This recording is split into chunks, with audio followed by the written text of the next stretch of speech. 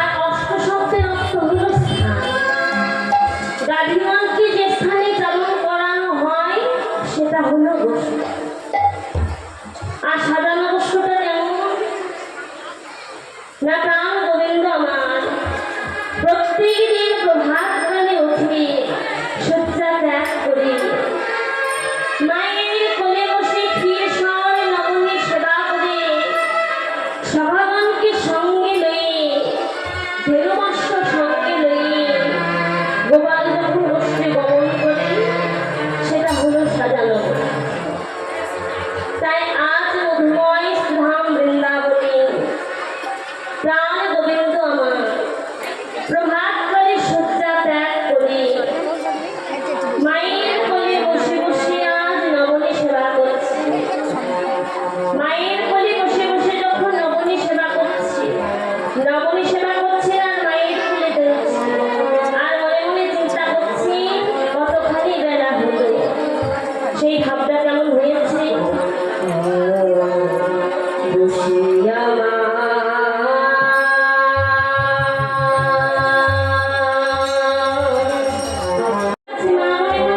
গোপাল হয়তো কিছু বলিনি।